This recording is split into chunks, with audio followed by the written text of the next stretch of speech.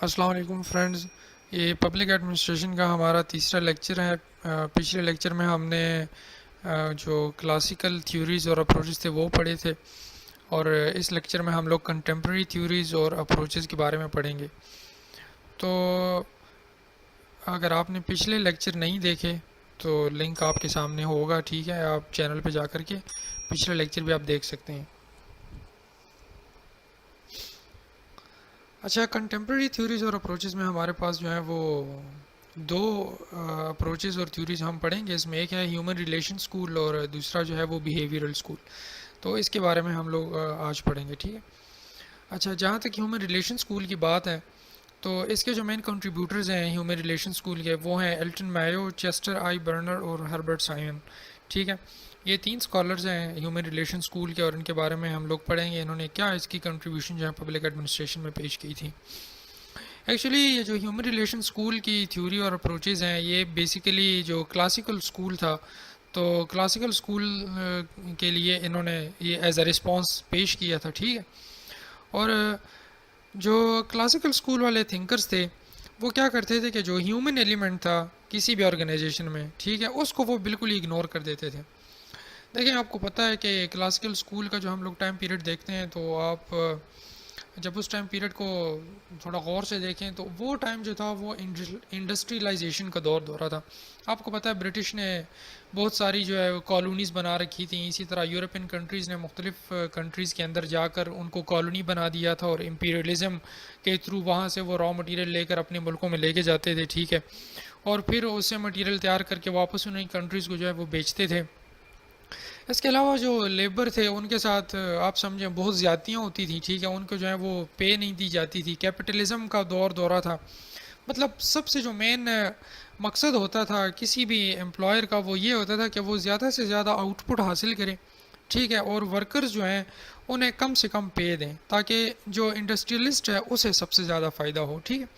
تو اس لیے یہ جو ہیومن ریلیشن سکول تھے انہوں نے ہیومنز کے بارے میں زیادہ ریسرچ کی، اور انہوں نے کہا تھا کہ ہیومن بینگ جو ہیں یہ کوئی میکینیکل ڈیوائسز نہیں ہیں، ٹھیک ہے؟ They are not mechanical devices, they should be treated properly, صحیح ہے؟ تو یہ جو تین تھنکر تھے انہوں نے اس چیز کے اوپر کام کیا تھا، ٹھیک ہے؟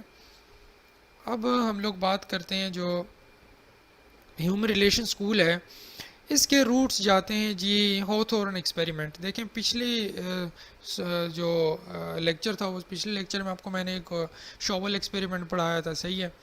اور اس کے علاوہ بیوروکریسی کی تھیوریز پڑھائی تھیں، اس میں بھی کچھ ایکسپیریمنٹس کیے ہوئے تھے۔ اسی طرح اس میں جو ہیومن ریلیشن سکول میں ایک سب سے ویل نون ایکسپیریمنٹ ہے وہ ہے دی ہوتھورن ایکسپیریمنٹ، ٹھیک ہے؟ تو آپ کو جیسے میں نے شروع میں کہا تھا کہ تین کنٹریبیوٹرز ہیں اس ہیومن ریلیشن سکول کے۔ جو فرسٹ ون ہے مایو، صحیح ہے؟ اس نے اس ایکسپیریمنٹ میں بہت زیادہ جو ہے وہ کردار ادا کیا تھا، ٹھیک ہے؟ جو باقی دو ہیں چیسٹر اور سائمن، ان کے بارے میں ہم لوگ نا نیکسٹ سلائیڈز میں پڑھیں گے۔ اب جو ہاوتھورن ایکسپیریمنٹ ہے وہ کیا ہے اس کے بارے میں نا تھوڑا سا پڑھتے ہیں۔ یہ دیکھیں آپ کے سامنے ایک سلائیڈ نظر آ رہی ہے۔ ہاوتھورن ایکسپیریمنٹ 1924 سے 1927 کے درمیان ایک ویسے تو 3-4 سال بنتے ہیں، لیکن یہ ایکسپیریمنٹ کیا گیا تھا کچھ کمپنیز تھیں، ٹھیک ہے؟ انہوں نے اس ایکسپیریمنٹ کو کنڈکٹ کیا تھا۔ اس کا آپ لوگ اگر زیادہ ڈیٹیل میں پڑھنا چاہتے ہیں تو وہ پڑھ لیں، گوگل پہ وغیرہ اس پر سرچ کر سکتے ہیں، لیکن یہاں پر آپ کو میں جسٹ اس کا ایک اوور ویو دے رہا ہوں۔ دیکھیں ہوا کیا تھا کہ ایک کمپنی تھی، اس میں جو ورکرز کام کرتے تھے انہوں نے اس ورکر کو نا دو گروپس میں تقسیم کیا، ٹھیک ہے؟ ایک کو انہوں نے نام دیا دی کنٹرول گروپ، اور دوسرے کو جو ہے وہ نام دیا ایکسپیریمنٹل گروپ، صحیح ہے؟ ایک تھا ایکسپیریمنٹل گروپ اور سیکنڈ جو تھا وہ تھا کنٹرول گروپ۔ اب یہ دونوں گروپس جس فیکٹری میں کام کرتے تھے، صحیح ہے؟ تو اس میں کیا کیا گیا، جو لائٹنگ کنڈیشنز تھی نا انہیں چینج کیا گیا۔ اس ایکسپیریمنٹ کو ایلومینیشن ایکسپیریمنٹ بھی کہا جاتا ہے، صحیح ہے؟ اگر پیپر میں آتا ہے یا آپ سے کوئی پوچھے تو ایلومینیشن ایکسپیریمنٹ بھی اس کو کہتے ہیں۔ اب اس میں کیا کیا تھا، دو گروپس بنائے، ایکسپیریمنٹل گروپ اور کنٹرول گروپ۔ تو جو ایکسپیریمنٹل گروپ تھا ان کی جو لائٹنگ کنڈیشنز تھی، ایلومینیشن کنڈیشنز، ان میں نا چینجز کی جاتی تھیں۔ کبھی جو ہے وہ لائٹ بہت زیادہ انکریز کر دیتے تھے، کبھی جو ہے وہ لائٹ بہت زیادہ ڈیکریز کر دیتے تھے، حتیٰ کہ اس حد تک لے جاتے تھے کہ بالکل جناب مون لائٹ بن جاتی تھی۔ اور یہاں پر جو کنٹرول گروپ تھا ان کی ایلومینیشن کو جو ہے وہ کانسٹنٹ رکھا گیا تھا، ٹھیک ہے؟ The illumination remained constant for the control group. اب ان سب کا کرنے کا مقصد کیا تھا؟ مطلب ہے کہ آپ نے دیکھیں ٹمپریچر بھی جو ہے وہ چینج کرتے رہتے تھے اندر کا نا جہاں پر وہ کام کرتے تھے، اس کے علاوہ جو illumination تھے اس کو بھی چینج کرتے رہتے تھے ایکسپیریمنٹل گروپ کے، اور کنٹرول گروپ کی تمام جو چیزیں تھیں وہ کانسٹنٹ رکھی گئی تھیں۔ اب انہوں نے کیا سوچا تھا؟ انہوں نے یہ سوچا تھا کہ اگر ہم لوگ ورکنگ کنڈیشنز کو چینج کریں تو ہمارے پاس پروڈکٹیوٹی کے اوپر بڑا اثر پڑنا چاہیے۔ مطلب ہے اگر لائٹنگ کنڈیشنز کم ہوں تو ہمارے پاس پروڈکٹیوٹی کم ہوگی، اور اگر لائٹنگ زیادہ ہو تو پروڈکٹیوٹی جو ہے وہ زیادہ ہوگی، ٹھیک ہے۔ اب ہوا کیا، جب یہ ایکسپیریمنٹ کنڈکٹ کیا گیا تو حیرت انگیز طور پر اس ایکسپیریمنٹ نے عجیب سے رزلٹ دیے، اور وہ رزلٹ کیا تھے؟ رزلٹ یہ تھے کہ لائٹنگ اور ٹمپریچر ان کنڈیشن سے پروڈکٹیوٹی پہ کوئی اثر ہی نہیں پڑا، ٹھیک ہے، ان کنڈیشن سے پروڈکٹیوٹی پر اثر ہی نہیں پڑا۔ اب جو ریسرچرز وہاں پر ایکسپیریمنٹ پرفارم کر رہے تھے، ٹھیک ہے، انہوں نے کیا کہا کہ یار جو ایکسپیریمنٹ ہم لوگ پرفارم کر رہے تھے اس کے ڈیزائن میں نا کوئی پرابلم ہے، ٹھیک ہے، تو ہم لوگ اس کو دوبارہ جو ہے وہ کنڈکٹ کریں گے۔ انہوں نے یہ کہا کہ ڈیزائن آف دا ایکسپیریمنٹ میں پرابلم ہے، اٹ از پرابلمٹک۔ لیکن مایو نے کیا کہا؟ جو مایو تھا جس کی ہم لوگ بات کر رہے ہیں کہ وہ کنٹریبیوٹر تھا، اس نے یہ کہا کہ نہیں، پروڈکٹیوٹی کے اوپر اثر پڑا ہے کچھ اور چیز سے، اور وہ اور چیز کیا ہے؟ They are some social factors, ٹھیک ہے، some social factors just like morale, good relations with managers and members of group. اس نے یہ کہا کہ employees who are given attention by management, who are treated as special and who perceive their work as significant can become highly motivated and thus become more productive۔ اس نے کہا کہ اگر managers اس طرح کریں کہ جو ان کے پاس ورکرز ہیں، ان کے پاس جو لیبر ہیں، اگر ان کو مزید ٹائم دیں، ٹھیک ہے، اور ان کو اپریشیٹ کریں، ان کا مرال ہائی رکھیں، تو آپ کے پاس جو پروڈکٹیوٹی ہے اس کے اوپر اثر پڑتا ہے۔ اس کا کسی بھی لائٹ کنڈیشن، کسی بھی جو ہے وہ ٹمپریچر کنڈیشن سے کوئی لینا دینا نہیں۔ تو دیکھیں اس ایکسپیریمنٹ سے کیا ہمارے سامنے یہ آیا کہ دیکھیں، سب سے پہلے تو آپ یہ کرتے تھے کہ جو ہیومنز تھے، ٹھیک ہے، اسے ایز اے مشین ٹریٹ کرتے تھے، ٹھیک ہے، جیسے مشین کو آپ سمجھتے ہیں نا، اسے آپ لوبریکینٹ زیادہ دیں تو وہ زیادہ اچھی پروڈکٹیوٹی دیتا ہے، تو انہوں نے ہیومنز کے ساتھ بھی ایسا کیا۔ ایکسٹرنل فیکٹرز جو تھے نا ان پہ زیادہ فوکس کیا گیا، لیکن مایو نے کہا کہ نہیں، آپ ہیومن کو وہ کنڈیشنز پرووائڈ کرنے کی بجائے انہیں موٹیویٹ کریں، انہیں آپ جناب ہائیلی اپریشیٹ کریں، تو آپ کی پروڈکٹیوٹی جو ہے وہ بڑھ سکتی ہے۔ صحیح ہے، this was the result from the experiment and these were the contributions of Mayo in the human relation school. ٹھیک ہے، آئی ہوپ آپ کو سمجھ آ گئی ہوگی۔ اب جو نیکسٹ ہے وہ ہے چیسٹر برنرڈ، ٹھیک ہے۔ اب اس نے کیا کیا تھا؟ یہ جناب جو چیسٹر صاحب تھے، یہ ایک بیل ٹیلی فون کمپنی میں اس کے جو ہیں وہ پریزیڈنٹ تھے، ٹھیک ہے، یہ یو ایس اے کی کوئی کمپنی تھی تقریباً 1927 میں۔ اور جو مایو کا جو ورک تھا، جو اس کے ایکسپیریمنٹ تھا، اس سے یہ بہت زیادہ انفلوئنس تھے، ٹھیک ہے، اس کا بہت زیادہ ان کے اوپر اثر ہوا تھا، اور انہوں نے انہی کے کام کو جو ہے وہ آگے پہنچایا، ٹھیک ہے۔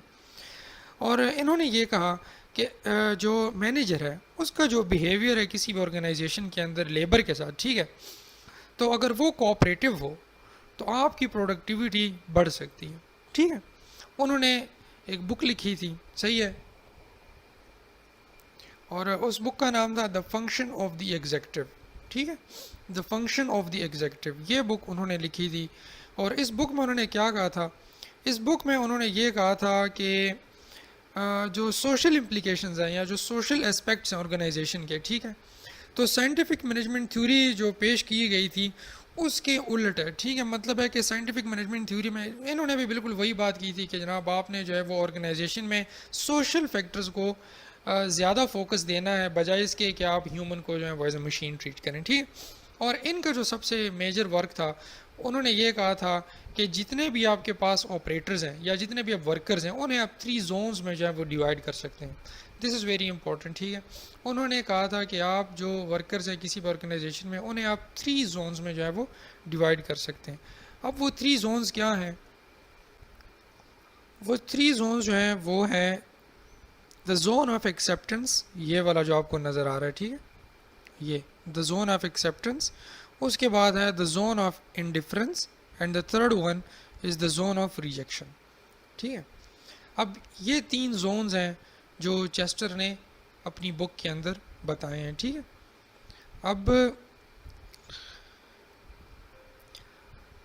اب چیسٹر اپنی بک میں یہ کہتا ہے کہ یہ جو 3 زونز ہیں ان کو آپ کیسے دیکھیں گے؟ وہ کہتا ہے کہ if employees are managed properly, ٹھیک ہے، اگر آپ جو ورکرز ہیں، ٹھیک ہے، جو آپ کے امپلائیز ہیں، اگر انہیں آپ اچھے طریقے سے مینیج کرتے ہیں تو آپ کو جو زون آف ایکسیپٹنس ہے، ٹھیک ہے، یہ دا زون آف انڈیفرنس میں جو ہے وہ چینج ہو جائے گا۔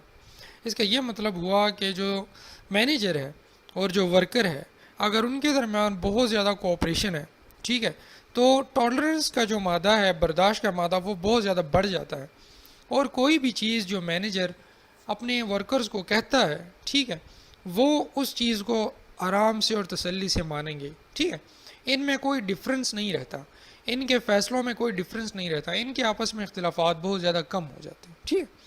اگر زون آف ایکسیپٹنس اور زون آف انڈیفرنس ان کو آپ کمپیئر کریں تو زون آف ایکسیپٹنس جو ہے یہ تب ہے جب مینیجر ورکرز کو کوئی کام دیتا ہے اور مینیجر اور ورکر کا جو آپس میں رشتہ ہے وہ بہت زیادہ کوآپریٹو ہے، تو آپ کا زون آف ایکسیپٹنس جو ہے وہ زون آف انڈیفرنس میں چلا جاتا ہے۔ اس کے برعکس اگر مینیجر کا رویہ اپنے ورکرز کے ساتھ اچھا نہیں ہے تو پروڈکٹیوٹی جو ہوگی وہ ڈیکریز ہوگی، ٹھیک ہے، اسی طرح جو ورکرز ہوں گے ان کا ٹالرنس جو ہے، ان کی برداشت ہے، وہ بھی جو ہے وہ کم ہو جائے گی، اور وہ تمام کے تمام آرڈرز جو مینیجر کسی بھی ورکر کو کہے گا تو ورکر جو ہے وہ اس آرڈر کو ریجیکٹ کرنے کی کوشش کرے گا، ٹھیک ہے۔ These are the three zones of employees, ٹھیک ہے، the zone of acceptance, the zone of indifference and the zone of rejection. I hope آپ کو اس کی سمجھ آ گئی ہوگی، ٹھیک ہے۔ اب جو چیسٹرز کی اسٹڈی ہے ان سے ہمیں کیا ریزلٹ ملتے ہیں، ٹھیک ہے، تو دیکھیں برنرڈ نے کہا تھا کہ آرگنائزیشن جو ہے اس کو آپ امپروو کر سکتے ہیں، مطلب جو چیسٹرز ہیں، ٹھیک ہے، انہوں نے یہ کہا تھا کہ آپ کسی بھی آرگنائزیشن کی پروڈکٹیوٹی کو امپروو کر سکتے ہیں اگر آپ کا مینیجر جو ہے اور ورکر کا جو ایٹیٹیوڈ ہے یا وہ ان دونوں کا جو ریلیشن ہے وہ اگر کوآپریٹو ہے تو آپ اپنی پروڈکٹیوٹی کو بڑھا سکتے ہیں، ٹھیک ہے۔ اس کے بعد یہ کہا تھا کہ جتنے بھی ڈپارٹمنٹس کسی آرگنائزیشن میں ہوتے ہیں، مثلا آپ کو میں نے شروع میں بھی بتایا تھا کہ کسی بھی آرگنائزیشن میں سب سے جو امپورٹنٹ چیز ہوتی ہے وہ ہوتی ہے کوآرڈینیشن، اور آپ کو پتہ ہے آرگنائزیشن کے مختلف ڈپارٹمنٹس ہوتے ہیں، جیسے سمجھیں for example I T department اور فائنینس ڈپارٹمنٹ کی ہم بات کرتے ہیں، ٹھیک ہے۔ آئی ٹی ڈپارٹمنٹ تمام کے تمام کمپیوٹرز کو سنبھالتا ہے، فائنینس ڈپارٹمنٹ میں ایک بندہ آڈٹ بنا رہا ہے اور اس کا کمپیوٹر خراب ہو گیا، اب وہ اس کو ٹھیک نہیں کر سکتا، ٹھیک ہے، تو آئی ٹی کا بندہ آئے گا اور اس کمپیوٹر کو ٹھیک کرے گا۔ اگر دونوں ڈپارٹمنٹس کے اختلافات ہوں گے تو ظاہری بات ہے وہ دونوں ایک دوسرے کے ساتھ اختلافات کریں گے اور اس طرح جو آرگنائزیشن ہے اس کی پروڈکٹیوٹی کے اوپر جو ہے وہ اثر پڑے گا، ٹھیک ہے۔ یہ سیکنڈ تھنگ، یہ سیکنڈ جو ہے وہ دوسری یہ چیز تھی۔ پہلی تھی کہ ورکر اور مینیجر کا کوآپریشن ہونا چاہیے، دوسرا یہ ہے کہ جتنے بھی آپ کے ڈپارٹمنٹس آرگنائزیشن کی ان کے درمیان کوآرڈینیشن ہونی چاہیے، اور تیسری جو چیز تھی وہ یہ تھی the cross training of personal. The cross training of personal کا یہ مطلب ہے کہ آئی ٹی ڈپارٹمنٹ کے کچھ لوگ اگر آپ سمجھتے ہیں انہیں آپ فائنینس کی ٹریننگ دیں اور فائنینس والے کو آپ آئی ٹی ڈپارٹمنٹ کی تھوڑی بہت ٹریننگ دے دیں، اگر آپ کے پاس کوئی اس طرح مسئلہ آئے کہ فائنینس ڈپارٹمنٹ والا اپنے کمپیوٹر کو ٹھیک نہیں کر سکتا تو اتنی تھوڑی بہت سمجھ اس کو ہونی چاہیے کہ وہ ایٹ لیسٹ اتنا اس کمپیوٹر کو ٹھیک کر سکے کہ اپنا کام چلا سکے، ٹھیک ہے، اور بعد میں جب آئی ٹی والا بندہ آتا ہے تو وہ اس کو مکمل طور پر ٹھیک کرنے کی مکمل طور پر اس کو ٹھیک کر سکے۔ تو اس نے یہ کہا تھا کہ کراس ٹریننگ ہونی چاہیے۔ ابھی آپ کو پتہ ہے یہ کراس ٹریننگ کون دے سکتے ہیں؟ یہ مینیجرز دے سکتے ہیں، ٹھیک ہے۔ جب ریکروٹمنٹ کرتے ہیں تو اوکیجنلی ٹریننگز ہونی چاہیے جس میں تمام کے تمام ڈپارٹمنٹس انوالو ہوں، ٹھیک ہے، اور ان کا آپس میں جو ہے وہ کراس ٹریننگ ہو جائے تاکہ تھوڑی بہت انڈرسٹینڈنگ تمام کی تمام ڈپارٹمنٹس میں ایک دوسرے کے ساتھ ہوتی رہے، ٹھیک ہے۔ اس کے بعد ہمارے پاس جو تھرڈ ہے وہ تھا ہربرٹ سائمن، ٹھیک ہے۔ سائمن نے کیا کہا تھا؟ آپ جب بھی سائمن کے حوالے سے کوئی کوشچن اٹیمپٹ کریں گے یا آپ اس کی تھیوری کے بارے میں سوچیں گے تو the first thing that should be in your mind, that should come in your mind is decision making, ٹھیک ہے۔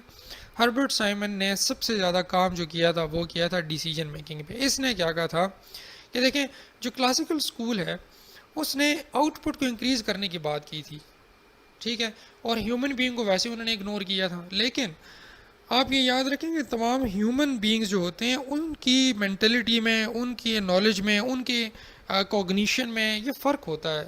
ضروری نہیں ہے کہ ایک بندہ جو ہے وہ بہت زیادہ کام کرنے کی صلاحیت رکھتا ہو، تو اگر وہ ایک گڈ ورکر ہے تو وہ اتنا ہی انٹیلیجنٹ بندہ بھی ہو. اس کا یہ مطلب ہے کہ ہر بندے کی جو صلاحیت ہوتی ہے دماغی وہ ڈفرینٹ ہوتی ہے. اسی لیے ڈیسیجن میکنگ جو ہے وہ بہت بڑا انفلوئنس، بہت بڑا اثر رکھتی ہے کسی بھی آرگنائزیشن میں. ٹھیک ہے، اس نے یہ کہا تھا کہ کسی بھی آرگنائزیشن میں جو ڈیسیجن میکنگ ہے یہ بہت بڑا رول پلے کرتی ہے، اور تمام کے تمام لوگ جو ہوتے ہیں ان کی مینٹلٹی ڈفرینٹ ہوتی ہے. اسی لیے ڈیسیجن میکنگ کا کام صرف اسی بندے کو دیا جائے، ٹھیک ہے، جو ایک اچھا فیصلہ کرنے کی صلاحیت رکھتا ہو. اس کا مطلب کیا ہوا؟ مطلب اس کا یہ ہوا، دیکھیں آپ نے آرگنائزیشن میں مینیجر رکھے ہوئے ہیں، ٹھیک ہے، کیا وہ مینیجر اس قابل ہے کہ وہ بر وقت اچھا فیصلہ کر سکے؟ ٹھیک ہے، ضروری نہیں ہے کہ ایک بندے کو بہت زیادہ ایکسپیرینس ہو، آپ ایکسپیرینس کی بنیاد پر اس بندے کو اس کمپنی کا مینیجر بنا لیں. ایسا نہیں کرنا. آپ مینیجر اس بندے کو بنائیں جس کے پاس ڈیسیجن میکنگ کی صلاحیت بہت اچھی. ٹھیک ہے، کیونکہ تمام کے تمام لوگ جو ہوتے ہیں ان کی مینٹلٹی، ان کا جو مینٹلٹی لیول ہے وہ ڈفرینٹ ہے. تو آپ نے مینیجر اس بندے کو بنانا ہے جس کی ڈیسیجن میکنگ پاور سب سے زیادہ ہو. ٹھیک ہے، یہ ہربرٹ سائمن کا جو ہے وہ تھیوری ہے، اور یہ ان کی سب سے بڑی جو کنٹریبیوشن ہے. ٹھیک ہے، اب دیکھیں ڈیسیجن میکنگ کا اثر کیا ہوتا ہے، مطلب اس کا کیا امپیکٹ ہوتا ہے. دیکھیں اگر ڈیسیجن اچھا ہو، ٹھیک ہے، تو ورکرز کے اوپر بڑا پازیٹیو امپیکٹ پڑتا ہے. اور اگر مینیجر کا ڈیسیجن میکنگ پاور جو ہے وہ کم ہے تو ورکر بھی اس کے ساتھ خوش نہیں رہتے. ٹھیک ہے، تو آپ نے دیکھیں اصل چیز ہوتی ہے پروڈکٹیوٹی بڑھانا. ہم ابھی تک جتنی باتیں کر رہے ہیں وہ ہے کسی بھی آرگنائزیشن کی پروڈکٹیوٹی کو بڑھانا ہے. تو پروڈکٹیوٹی کو بڑھانے کا طریقہ یہ ہے، پہلے ہم نے پڑھا کہ آپ کوآپریشن ہونی چاہیے، لیکن کوآپریشن میں سائمن کہتا ہے کہ کوآپریشن تب بھی بن سکتی ہے جب مینیجر کے پاس ڈیسیجن میکنگ پاور بھی ہو. آپ کو پتہ ہے ایک افسر تب اچھا افسر ہے جب وہ بر وقت فیصلہ کرنے کی صلاحیت رکھتا ہو. صرف ایکسپیرینس کی بنیاد پر آپ کسی بندے کو افسر نہیں بنا سکتے. دس از دا مین کنٹریبیوشن آف سائمن. ٹھیک ہے، اور آپ کے پاس یہ ایک لنک نظر آ رہا ہے. ٹھیک ہے، اگر آپ ہربرٹ سائمن کے بارے میں مزید پڑھنا چاہتے ہیں تو آپ اس لنک کو فالو کر سکتے ہیں، اس کے اوپر مزید اس کے بارے میں پڑھ سکتے ہیں. سائمن کو جو ہے اس ڈیسیجن میکنگ چیز کی بنیاد پر، ایک چھوٹی سی چیز ایڈ کرنے کی بنیاد پر نوبل پرائز دیا گیا تھا ان اکنامکس. ٹھیک ہے، 1978.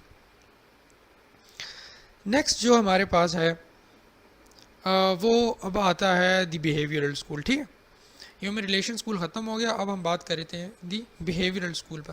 اچھا، بیہیویئرل اسکول پر جانے سے پہلے ہم یہ کہتے ہیں کہ بیہیویئر کیا ہے، مطلب بیہیویئر کس کو کہتے ہیں. ٹھیک ہے، تو دیکھیں behaviour is defined in general sense as action of people that are seen.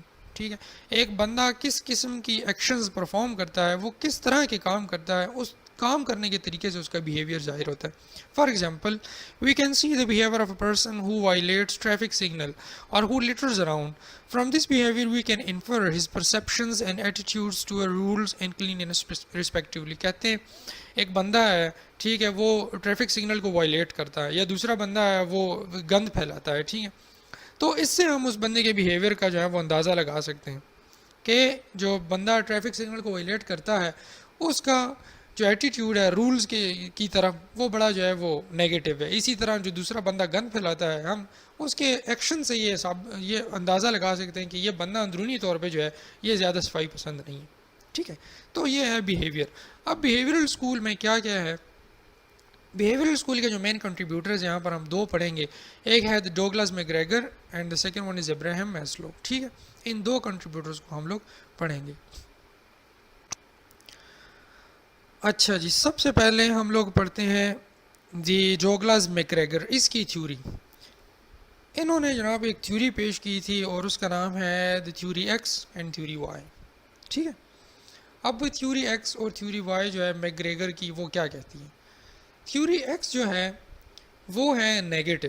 ٹھیک ہے، وہ نیگیٹو امپیکٹس یا ازمپشنز ہیومن بیہیویئر کی جو ازمپشنز ہیں یا جو انسان نیگیٹو سوچ رکھتا ہے اس کو اس نے کہا کہ اس کی جو تھیوری ہے وہ ہے تھیوری ایکس. آپ کراس کے نشان سے یاد رکھیں، ایکس کراس کے نشان کو ظاہر کرتا ہے، نیگیٹیوٹی شو کرتا ہے. اور جو تھیوری وائی ہے تو وہ پازیٹیوٹی کو شو کرے گا. ٹھیک ہے، پازیٹیوٹی کو اس نے تھیوری وائی کا نام دیا اور نیگیٹیوٹی کو اس نے تھیوری ایکس کا نام دیا. نیکسٹ سلائڈ میں آپ دیکھیں، کہتا ہے کہ تھیوری ایکس جو ہے وہ کسی بھی انسان کے جو بیہیویئر میں نیگیٹو چیزیں ہوتی ہیں تو وہ شو کرتا ہے. اور وہ یہ کہتا ہے کہ جو ہیومنز ہوتے ہیں ان کی بیہیویئر یہ ہے تھیوری ایکس کے تناظر میں کہ دے ڈس لائک ورک. وہ کہتا ہے کہ human dislike work. Why? Because human beings are lazy. ٹھیک ہے.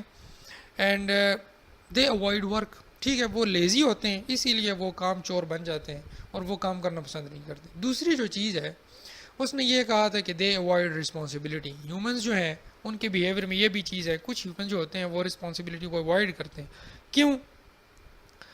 کیونکہ ہیومن بینگ ہم نے کہا لیزی ہوتے ہیں. ٹھیک ہے، کام کرنا پسند نہیں کرتے. جب کام کرنا پسند نہیں کرتے تو کام کی رسپانسبلٹی کو لینا بھی پسند نہیں کرتے. ٹھیک ہے. اور تیسری جو چیز اس نے کہی they need to be supervised. اب دیکھیں ہیومن کو سپروائزڈ کرنا چاہیے. کیوں؟ دیکھیں ہم نے پہلے دو ازمپشنز لی کہ ہیومن جو ہیں وہ لیزی ہیں، وہ کام کرنا پسند نہیں کرتے، رسپانسبلٹی لینا نہیں چاہتے. اسی لیے جب بھی آپ کسی بندے سے کام لیں گے تو اس کے سپروائز کرنا جو ہے بڑا ضروری ہو جاتا ہے. یہ تھیوری ایکس ہے. ٹھیک ہے. اب تھیوری وائی کیا کہتی ہے؟ تھیوری وائی کہتی ہے کہ انسان جو ہے وہ بڑا پازیٹیو ہے اور ہر انسان کے اندر پازیٹیو بیہیویئر بھی ہوتا ہے. اور اس نے یہ کہا کہ دیکھیں انسان جو ہے رسپانسبلٹی کو بھی ایکسیپٹ کرتے ہیں. ٹھیک ہے، وہ کام چور بھی نہیں ہوتے. وہ کنٹرول کو مطلب ہے کہ جب بھی ہم انہیں کوئی کام دیتے ہیں وہ کام بھی بڑے اچھے سے کنٹرول کرتے ہیں، پرفارم بھی کرتے ہیں، اور وہ کریٹیو بھی ہوتے ہیں، اس لیے وہ رسپانسبلٹی کو بھی لینا چاہتے ہیں. They you can say that they accept any challenge because they are creative. ٹھیک ہے. تو یہ جو تھیوری اس نے دی تھی میک گریگر نے، theory X and theory Y, اس نے یہ کہا تھا کہ آپ جب بھی کسی بندے کو مینیجر بنانا چاہتے ہیں تو آپ اس کو ان دو تھیوریز کے تناظر میں دیکھیں کہ وہ تھیوری ایکس کے اوپر آتا ہے یا وہ تھیوری وائی کے اوپر آتا ہے. اگر وہ تھیوری وائی کے اوپر آتا ہے اور اس کا بیہیویئر تھیوری وائی کے اوپر زیادہ فوکس کر رہا ہے تو آپ اس بندے کو مینیجر بنا لیں. اور اگر آپ سمجھتے ہیں کہ اس میں زیادہ کوالٹی تھیوری ایکس کی ہیں تو آپ انہیں مینیجر نہ بنائیں، ورنہ آپ کو جو ہے وہ لیس پروڈکٹیوٹی ہوگی. ٹھیک ہے. اس کے بعد جو نیکسٹ ہے ہمارے پاس تھنکر وہ ہے ابراہیم میسلو. ٹھیک ہے. اب ابراہیم میسلو نے کیا کیا تھا؟ اس نے پیش کی تھی جی the theory of need hierarchy. Theory of need hierarchy کیا کہتی ہے؟ According to Maslow, individuals will be motivated to fulfill the most pressing need at that time. If the individual is deprived of basic need, he will be at that level of need. اس نے یہ کہا تھا کہ دیکھیں manager بننے کے لیے یا کوئی بھی ورکر ہے وہ اوپر جب مطلب ہے کہ آپ اس کو کسی اونچے عہدے پر فائز کرنا چاہتے ہیں یا اسے آپ ترقی دینا چاہتے ہیں تو آپ یہ یاد رکھیں کہ اس ٹائم میں اس بندے کی ضروریات کیا ہیں. ٹھیک ہے. وہ جو بندہ ہے جس کو آپ ترقی دینا چاہتے ہیں یا اس سے کوئی کام کروانا چاہتے ہیں اور زیادہ پروڈکٹیوٹی حاصل کرنا چاہتے ہیں اس کے اوپر ایک تھیوری اپلائی کریں جو ہے دی نیڈ ہائرارکی. اور آپ یہ دیکھیں کہ اس بندے کی نیڈز کیا ہیں، اس نیڈز کی بنیاد پر آپ اس سے کام لیں. اب اس نے کیا کیا تھا؟ اس نے کچھ لیولز دیے تھے ہائرارکی کے، and we call them the levels of 5 needs. ٹھیک ہے. جس میں سب سے پہلے ہم یہاں سے شروع کریں. بیسک نیڈز یہ نمبر 1 پہ آتا ہے. ٹھیک ہے. یہ اس کے بعد سیفٹی پر جاتا ہے. اس کے بعد یہ جاتا ہے جی بلونگنس پہ. ٹھیک ہے. اس کے بعد یہ جاتا ہے ایگو یا اسٹیٹس پر. اور اس کے بعد یہ جاتا ہے سیلف ایکچولائزیشن پر. اب اس سب کا مطلب کیا ہے؟ دیکھیں اس سب کا مطلب یہ ہے کہ ایک بندہ ہے اس کے پاس اس کی بیسک نیڈز ہی پوری نہیں ہو رہی. مطلب آپ کسی بندے کو یہ کہتے ہیں کہ یار تم نے میرا اتنا کام کرنا ہے، ٹھیک ہے، اور میں تجھے جو ہے وہ گھر دے دوں گا. مطلب ہے تم میرا یہ پروجیکٹ کر لو، اس کی انسینٹیوز کی کے طور پر میں تمہیں فلانی جگہ پر ایک گھر لے کے دے دوں گا.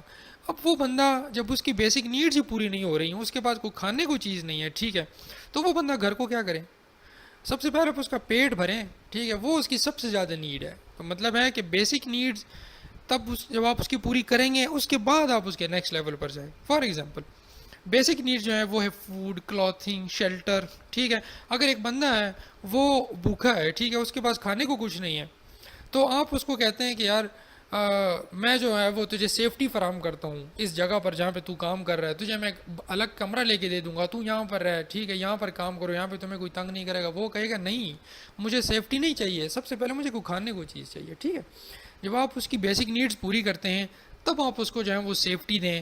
سیفٹی کے بعد آپ جو ہے وہ اس کو بلونگنگز دیں. دیکھیں ایک انسان کے پاس خود کھانے کو کچھ نہیں ہے، ٹھیک ہے، تو اس کو سیفٹی کی کیا ضرورت ہے؟ وہ تو روڈ پہ بھی جا کے سو سکتا ہے، ٹھیک ہے، کیونکہ اس کے پاس شیلٹر نہیں ہے. جب اس کے پاس کھانے کو کچھ نہیں ہے تو اس کو سیفٹی کی کیا ضرورت ہے؟ اب دیکھیں ایک انسان کے پاس کھانے کے لیے بھی چیزیں ہیں، اس کے پاس جو ہے وہ سیفٹی بھی ہے. اب جب وہ خود اپنی سیفٹی کر سکتا ہے تب بھی تو وہ اپنے رشتہ داروں کو بھی رکھ سکتا ہے، اپنے بلانگنگز کو رکھ سکتا ہے، وہ اپنے بچوں کی اپنی بیوی کی حفاظت تب بھی کر سکتا ہے نا جب اس کے پاس بیسک نیڈز پوری ہیں، اور جب اس کے پاس کوئی سیفٹی ہے، کوئی شیلٹر ہے، تب یہ بلانگنگز کو رکھ سکتا ہے. اب اس کے بعد نیکسٹ لیول پہ جائیں، ایگو یا اسٹیٹس پہ جائیں. دیکھیں ایگو اور اسٹیٹس کا یہ مطلب ہے اس کے پاس بلانگنگز بھی ہیں، رشتہ دار بھی ہیں، ٹھیک ہے. اب آپ کو پتہ ہے ایک انسان ہے وہ بڑا جو ہے وہ اپنی دولت کی نمائش کرتا ہے، ٹھیک ہے. اب دولت کی نمائش تو وہ بندہ کر سکتا ہے جب اس کے پاس بیسک نیڈز بھی پوری ہیں، اس کے پاس شیلٹر بھی ہے، سیفٹی بھی ہے، اس کی دولت کو کسی قسم کا کوئی خطرہ نہیں ہے، ٹھیک ہے. اور اس کے پاس اس کی بلانگنگنس مطلب اس کے پاس اس کے رشتہ دار بھی ہیں، اس کے پاس بہت ساری چیزیں ہیں پڑی ہوئی ہیں، اس کے بعد ہی تو وہ ایگو شو کر سکتا ہے، ٹھیک ہے. وہ اپنا اسٹیٹس تب بھی تو معاشرے میں شو کر سکتا ہے. تو اسی طرح یہ لیول جو ہے وہ جو میسلو ہے وہ اپنی تھیوری میں یہ چیزیں کرتا ہے کہ دیکھیں جب بھی آپ کسی ورکر کو کوئی چیز دینے کی کوشش کرتے ہیں یا اسے پروڈکٹیوٹی لینے کی کوشش کرتے ہیں، سب سے پہلے آپ اس کی نیڈز دیکھیں، آپ اس کی اس لیول آف نیڈ کو پورا کریں. جب آپ اس کے نیڈز کو پورا کریں گے تبھی آپ کو وہ بہتر پروڈکٹیوٹی دے سکتے ہیں، ٹھیک ہے. So this is all about the behavioural school and the human relation school. I hope آپ کو سمجھ آ گئی ہوگی. آپ کو میں بڑی بیسک چیزیں بتا رہا ہوں. مزید اسٹڈی کے لیے بکس جو ہیں وہ ٹیلی کر سکتے ہیں یا گوگل وغیرہ سرچ کر سکتے ہیں، ٹھیک ہے. So this is just the introductory session اور the introductory lectures of public administration, ٹھیک ہے. آئی ہوپ آپ کو بیسک انڈرسٹینڈنگ ہو گئی ہوگی. انشاءاللہ آپ کوئی بھی کویشچن اگر اس کے بارے میں کوئی آپ سے پوچھا جائے تو آپ اس کو آنسر دینے کے قابل ہوں گے، ٹھیک ہے. تو آج کے لیے اتنا ہی. اور آخر میں آپ سے یہی ریکویسٹ ہے کہ اگر آپ کو کوئی کیوری ہے آپ نیچے کمنٹس میں لکھ سکتے ہیں. آپ ان ویڈیوز کو شیئر کریں تاکہ مزید دوست جو ہیں وہ اس سے استفادہ حاصل کر سکیں، اور چینل کو سبسکرائب کریں، شیئر کریں، ویڈیوز کو لائک کریں.